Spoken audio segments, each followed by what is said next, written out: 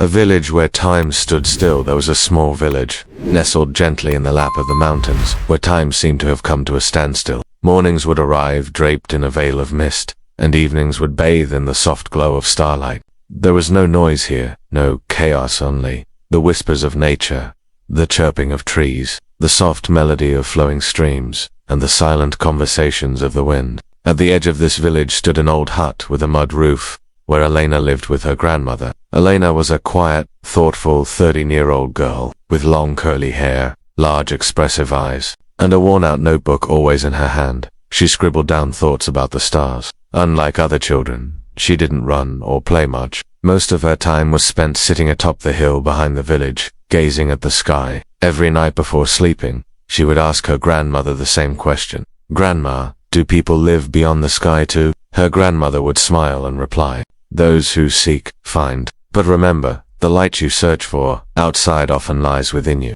Elena never quite understood the meaning of those words, but they always stayed quietly, tucked away in her heart. The beginning of a dream that night. The sky was clear. The stars shimmered as if they were sending a secret message. Elena peeked out of her window and noticed one star that looked different, slightly blue, and it seemed to be moving. Suddenly, sleep overcame her, and she stepped into a strange and wondrous dream. She was standing in a golden field, surrounded by glowing flowers. The air was filled with a scent she had never experienced before. From the sky, a blue bird descended made of light itself. "Elena," the bird called softly. "Who are you?" she asked, astonished. "I am the one you call every night. I am the secret of the star, and I've come to take you on a journey of light." "Light," Elena whispered. "Yes, the light hidden in your heart, the one you've yet to discover. The world has many doors, but each door asks a question. Are you ready?" Elena remained silent, but her heart echoed. The bird dropped a single feather, blue glowing, and said, "This is your key. Wake up, and when you do, the journey will have begun." Return to the waking world the next morning. When Elena awoke, she thought it was just a dream, but then she saw something shining beside her pillow. The same blue feather, just like in her dream. She picked it up, and her heart began to race. This wasn't just a dream, it was the beginning. Morning light and the blue feather. The morning sun had begun to peek over the village hills. Soft golden light filtered through the windows, and birds were chirping outside. But Elena's eyes were fixed on just one thing. The blue feather still resting in her hand. This wasn't a dream. This was real. The first moment when reality felt more magical than a dream. Grandmother's sign. At the breakfast table, Elena sat in silence. Her grandmother watched her closely and said, "There's a different light on your face today, my child. Did you speak with the stars in your dream?"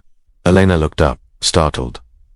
"How did you know?" Grandmother chuckled. "Some paths are not seen with the eyes, but with the heart.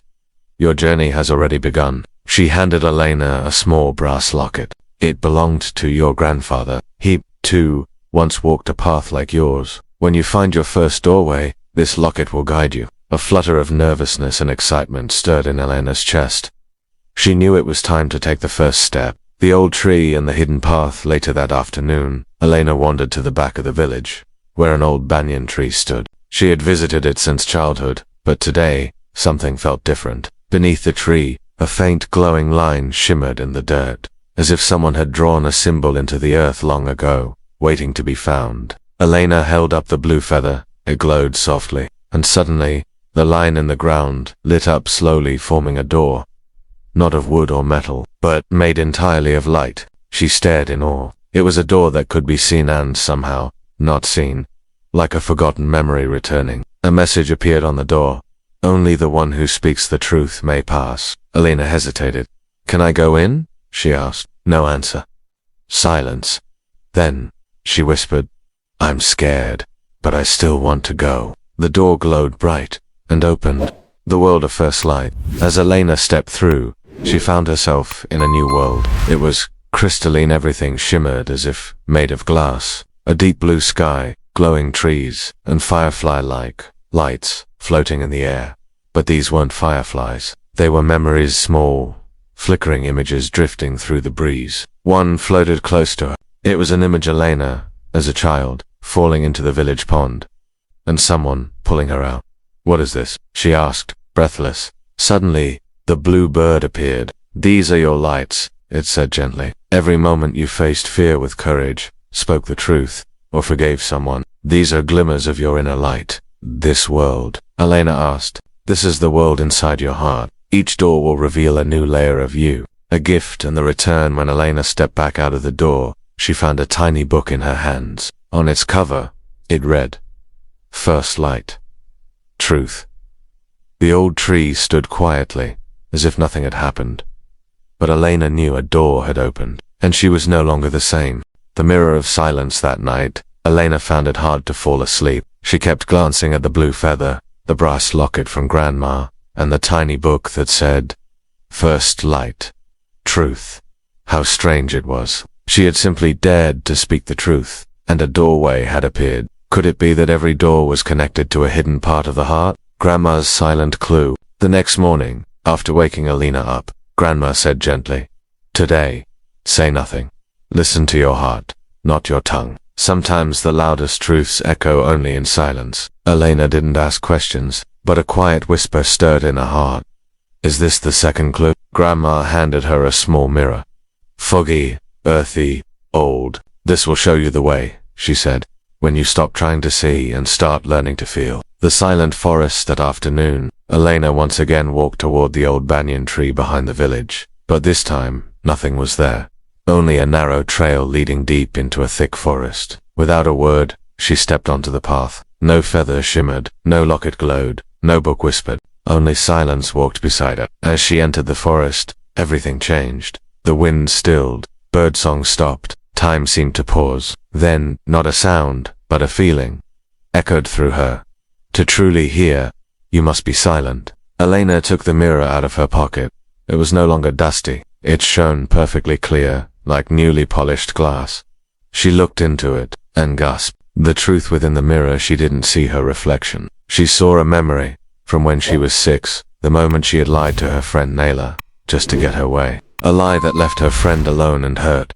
Tears welled up in Elena's eyes. I heard her, but I never apologized. At that very moment, something shimmered among the trees. Another doorway appeared, made of soft glowing light. Words emerged across its frame. The truth spoken in silence is the heart's clearest mirror. Elena closed her eyes, took a deep breath, and said nothing. She simply asked for forgiveness. From her heart, the door opened. The second realm, the silent sky, this world, was entirely different. It was a blue, infinite space. No ground, no sky, just floating particles of light and a stillness so deep she could hear her own heartbeat. Then the bluebird appeared again, this time, without a voice, yet Elena could feel its presence speak. Silence is not emptiness, it is the loudest voice within you.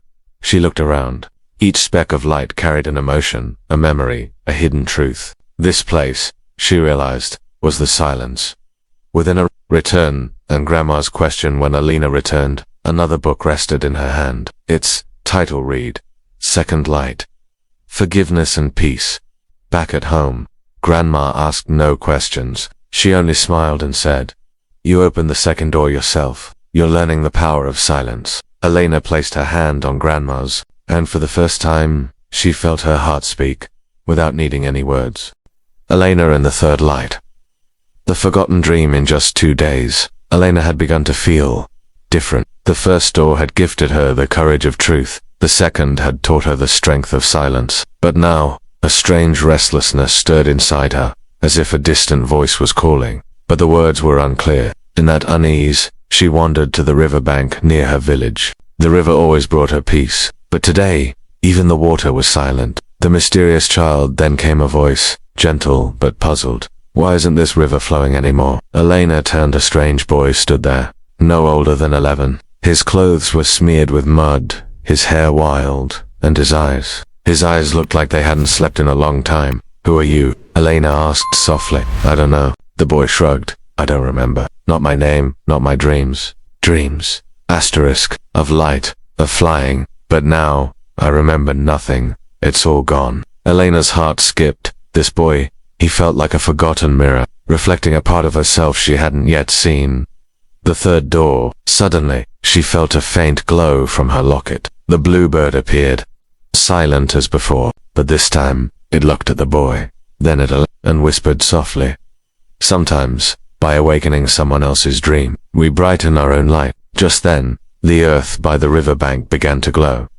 A third doorway emerged from the light, but this door wasn't for Elena, it was for the boy. Words shimmered upon the door. Help the forgotten remember. The candle of memory. Do you want to go? Elena asked the boy. He hesitated, then whispered, I'm scared. Elena took his hand. I'll come with you. And the door slowly opened, and together they stepped into the light. The scattered dream world inside. They found a strange realm. Broken dreams floated in the air, half-drawn pictures, scattered papers, and laughter from children, lost and fading. What is this? The boy asked. These are your dreams, Elena said softly. The ones you left behind. He bent down and picked up a torn paper. It had his name on it. He whispered, Yes, that was my name. At that moment, a candle lit up in the sky, as if someone had opened a window in his heart. Elena smiled. See, you're remembering another book. But when they returned from the doorway, Zidi's face was calm. At peace. Thank you, Elena, he said. You gave me my dream back. And then another book appeared in Elena's hands. Third light. Compassion, but the blue feather began to dim. For the first time, Elena felt as if her light was fading. Did something go wrong?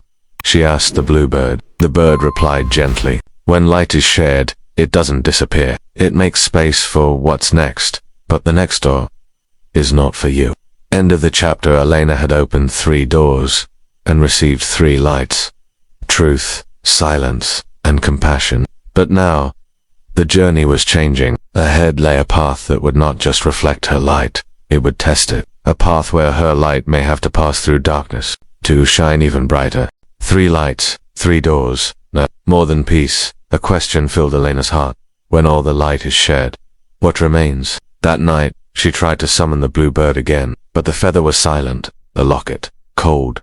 No bird, no door, no dream, only silence, only a quiet emptiness. Grandmother's letter the next morning. Her grandmother's room was still. Elena found her resting peacefully. A letter in her hand. My dearest child, if you're reading this, I may no longer be with you. The next door is not made of words or silence, but fear. Beyond it, there's no truth. Only you, in your truest form. Be brave. The light is with you, even unseen. Grandmother Elena held the letter close. She was scared, but ready. The hidden door. At the village's edge stood a silent stone. Grandmother had told her, there's a door here, invisible. Elena closed her eyes. I'm ready. The stone stirred. A doorway appeared, made of black smoke. No words, just a reflection. Her own tearful, frightened face. Into the darkness she stepped through, and everything disappeared. No path, no sound, no bird, only her own voice. You'll fail. You're alone. You're not worthy. Elena shook. Are these my own thoughts? The darkness pressed in, heavy and cold. The inner light then. She remembered. The light is with you, even unseen. Hand on her heart, she whispered. The fear is mine, but so is the light. And in that moment, a glow lit within her, a quiet lamp, steady and warm. The darkness began to fade. The 4th book. Outside, a book appeared in her hands. The 4th light. Acceptance. The blue feather shimmered again, and in the locket, her grandmother, smiling. Not the end. Back in the village, Elena said nothing, but her silence held strength. She knew this chapter was over. Lay a deeper journey still.